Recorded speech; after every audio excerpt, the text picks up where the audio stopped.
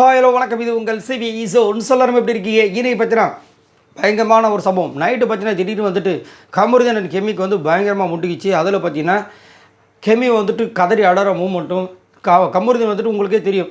கமருதீன் லைட்டாக அப்படி சொரிஞ்சு விட்டால் போதும் இருக்கிற விஷயங்கள் எல்லாத்தையும், அதாவது கிபி 1945க்கு முன்னாடி என்னென்ன நடந்துச்சு எல்லாத்தையும் எடுத்து வைப்பார். அவரோட வழக்கமே, அவரோட சண்டை போகிற ஸ்டைலே அதுதான். அது எல்லாருக்கும் தெரிஞ்ச விஷயங்கள் தான். அவர் வந்துட்டு நீ அன்னைக்கு வந்து என் மூஞ்சில் தண்ணியை ஊற்றின வேகமாக, அதுக்கப்புறம் வந்துட்டு ஏதோ சொல்கிறார், இந்த இதில் வந்து கழுத்தை போச்சு நெரிச்சாங்களாம் விளையாட்டுக்கு அந்த சூப்பர் டிலக்ஸில் இருக்கும்போது.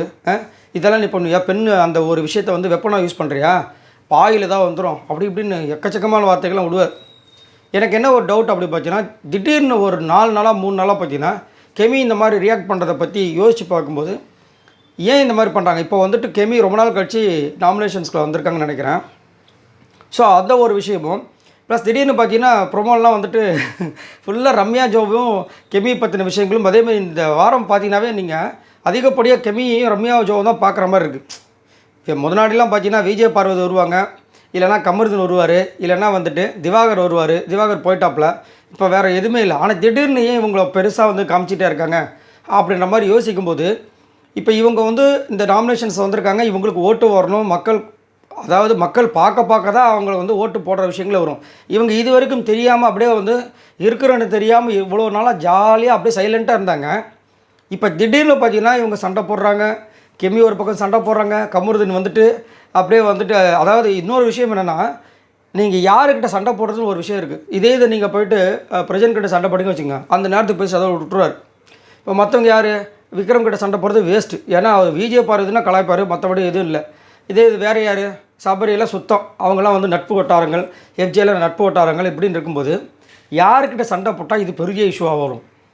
கொஞ்சோண்டு லைட்டாக அவங்கக்கிட்ட போய் பேசினாவே வந்துட்டு நம்மளுக்கு ஒரு விஷயம், நம்ம நினச்ச விஷயங்கள் நடந்துடும், நம்ம பெருசாக ஹைலைட் ஆகிடலாம் அப்படின்ற மாதிரி ஒரு விஷயம் நடக்கும். எல்லா சீசன்லையும் நீங்கள் பார்த்துருப்பீங்க. இவங்கள வச்சு அவங்க வந்து முன்னாடி வருவாங்க. எப்போ இவ்வளோ நாளாக வந்து ஆலய காணும், இப்போ திடீர்னு வராங்க அப்படின்ற மாதிரி. அந்த மாதிரி வந்துட்டு எனக்கு என்ன தோணுதுன்னா, கெமி அந்த மாதிரி ஒரு விஷயத்த பண்ணுறாங்களோ. இப்போ வியானா வந்துட்டு ஒரு விஷயத்த பண்ணுறாங்க, உங்களுக்கு இது தெரியும், பச்சையாக தெரியுது. ஏன்னா அவங்க நாமினேஷன்ஸில் இருக்காங்க, அவங்களுக்கு ஓட்டுகள் கம்மியாக இருக்கிற காரணம் வந்து அவங்களுக்கு நல்லா பச்சையாக தெரிஞ்சவொடனே என்ன பண்ணுறாங்க, ஒரு லவ் ட்ராக்குன்ற மாதிரி ஒரு விஷயத்தை வந்து ப்ளே பண்ணுறாங்க. அது பார்க்குறதுக்கு சைக்கிள், அதுதான் உண்மை. இப்போ எஃப்ஜேவும் பார்த்தீங்கன்னா ஆதரிக்கு அதுக்கப்புறமா வந்துட்டு ஒரு லவ் ட்ராக்கை பண்ணலான்னு பற்றி திவ்யாவுக்கு வந்து அட்டன் பண்ணிருக்காரு. அதை வந்து நம்மளுக்கு சாண்டா சொல்லும்போது நம்மளுக்கே தெரியும்.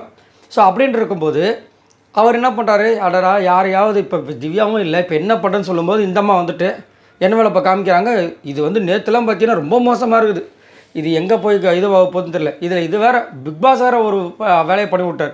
நேற்று ஒரு கொஞ்சம் பாட்டு கொஞ்சம் பாயிண்ட்டுன்றதில் எப்போல்லாம் வந்து இந்த லவ் சாங்க்கு இவர் போய் எடுத்துடுறாரோ, யார் நம்ம எஃப்ஜே எடுக்கிறாரோ, உங்களுக்கு கரெக்டான பாயிண்ட்டுன்றாங்க, ஜூம் பண்ணுறாங்க ஸ்ட்ரைட்டாக. எஃப்ஜே எடுக்கும் போதெல்லாம் பார்த்தீங்கன்னா ஜூம் பண்ணுறாங்க, யார் வியானாவை காமிக்கிறாங்க. வியானா அங்கே வந்து ஒரு லுக்கு விட்றாங்க, என்னடா நடக்குதுன்ற மாதிரி இருக்குது. ஸோ இவங்களே வந்து அதை எதிர்பார்க்குறாங்க.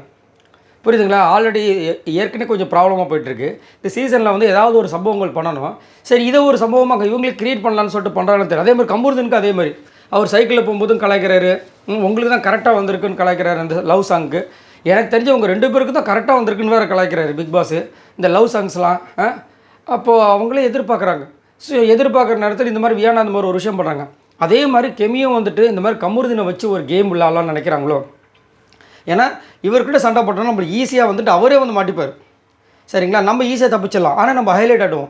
ஏன்னா கமருதீன் கூட சண்டை போட்டவங்க அப்படின்னு சொல்லிட்டு தான் இப்போ பார்த்தீங்கன்னா ட்ரெண்டிங்கில் வந்துட்டு கமருதீன் சண்டைனா கொஞ்சம் எல்லாருமே பார்ப்பாங்க. மற்றபடி சபரி சண்டை போட்டாப்புல அது பார்த்தா அப்படின்னா அது பெருசாக அடுத்தடுத்து போகாது. இதுன்னா கொஞ்சம் அழகாக சர்ன்னு போகும். ஸோ அப்படின்ட்டு இருக்கும்போது கமருதீனை வந்து இவங்க டார்கெட் பண்ணி அவரை வேணுன்ட்டு போய் சண்டைக்கு இழுக்கிறாங்களோ அப்படின்ற மாதிரி ஒரு விஷயம் தோணுது. ஏன்னா நேற்று நைட்டு நெய்க்காக ஒரு சண்டை, ஒரு ஸ்பூன் நெய்க்காக. அதே மாதிரி அடுத்த நாள் பார்த்திங்கன்னா அவங்க ஒன்றுமே இல்லை, திவ்யா வந்துட்டு எல்லாருக்கும் காமனாக சொல்கிறாங்க, இது காரமாக இருக்கும் பார்த்துக்குங்க. ஏன்னா அதுக்கு முந்தான நாள் வந்து எல்லாருமே கம்ப்ளைண்ட்டு, அதனால் எல்லார்கிட்டையும் சொல்கிறாங்க காரமாக இருக்கும், வேணும்னா வச்சுக்கோங்க. ஒரு சில பேர் வேண்டாம், விக்ரம்லாம் எனக்கு வேணான்னு சொல்லிட்டாரு, ஒரு சில பேர் வச்சுக்கிட்டாங்க.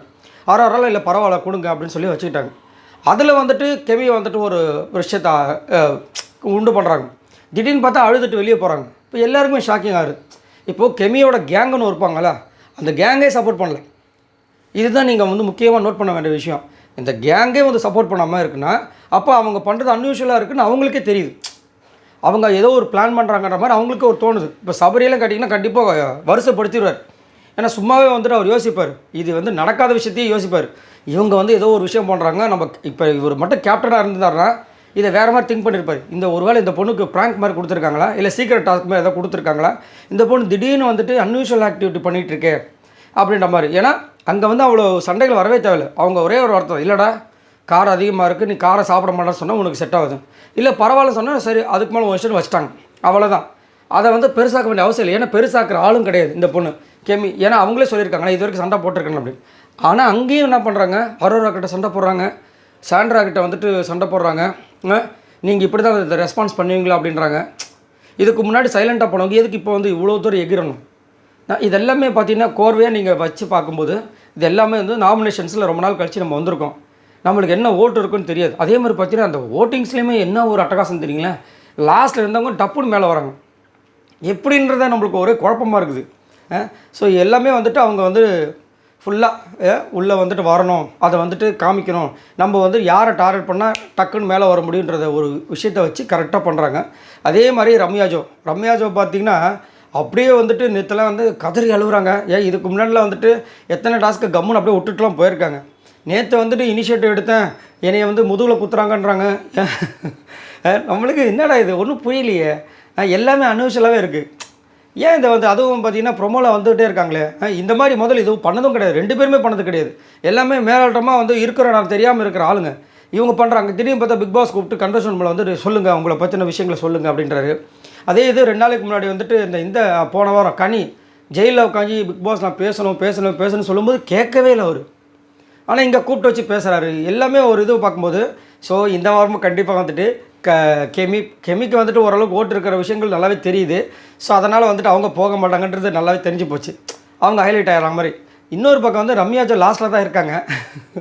லாஸ்ட்டில் இருந்தால் என்ன, நான் ராஜாடான்ற மாதிரி ஒரு போன வாரமும் லாஸ்ட்டில் தான் இருந்தாங்க, அதுக்கு முந்தின வாரமும் லாஸ்ட்டில் தான் இருந்தாங்க. ஆனால் லாஸ்ட்டில் இருந்தவங்க வெளியே போனாங்களா, இல்லை அதுக்கு மேலே யார் இருந்தாங்களோ அவங்க தான் வெளியே போனாங்க. அப்படின்னு இருக்கும்போது இந்த வாரமும் பார்த்திங்கன்னா அவங்க லாஸ்ட்டில் இருந்தாலும் பிரச்சனை கிடையாது, நான் பிரச்சனை பண்ணி உள்ளே இருப்பேனான்ற மாதிரி வந்து ஒரு சம்பவத்தை பண்ணிகிட்ருக்காங்க. ஆனால் இப்போ தெரிய ஆரம்பிக்கிறாங்க. இப்போ அந்த டீம்லேயே பார்த்தீங்கன்னா ஹைலைட்டாக வந்து எஃப்ஜே பெருசாக தெரியல, சபரி சுத்தமாக தெரியல, கானவனத்து ஓரளவுக்கு தெரியறாப்புல, அமித் சுத்தமாக தெரியல. ஸோ இவங்க தான் வந்து ஹைலைட்டாக தெரியுறாங்க. ஸோ எல்லாமே நல்லா பக்காவாக வந்து பிளான் பண்ணி பண்ணுறாங்க. ஸோ அப்படின்னு இருக்கும்போது இவங்களாலும் வந்து இதுக்கு அடுத்தபடியாக இருக்கிற சுபிக்ஷா இல்லை அமித் தான் போவார்ன்ற மாதிரி இருக்குது. ஆனால் அமித் ரொம்ப நல்லா தங்கமான ஒரு ஆள். இந்த பிக் பாஸ் வீட்டுக்குள்ள வந்ததுலேருந்தே பார்த்தீங்கன்னா எல்லோரும் கூட ஐக்கியமானது, யாருக்கிட்ட குரூப்பிசம் இல்லாமல். இப்போ வந்த வைல்ட் கார்டு என்ட்ரி எல்லாமே வந்துட்டு குரூப்பிசத்தை நான் உடைக்க போகிறேன், கிழிக்க போகிறேன் அதெல்லாம் சொல்லிட்டு வந்தாங்க. ஆனால் வந்ததுலேருந்து பார்த்தீங்கன்னா அமித் வந்துட்டு அந்த மாதிரிலாம் கிடையாது. அவர் பாட்டுக்கு உண்டு, அவர் வேலை உண்டு, எல்லோரும் கூட ஐக்கியமாக வர்றாரு. சாங்கு நேற்று நைட்லாம் பார்த்தீங்கன்னா அவ்வளோ அழகாக இருந்துச்சு. இப்போ நேற்று அதாவது இந்த ரேடியோ பாட்டி ஆன் பண்ணால் என்னவாக இருக்கும் அந்த மாதிரி இருந்துச்சு.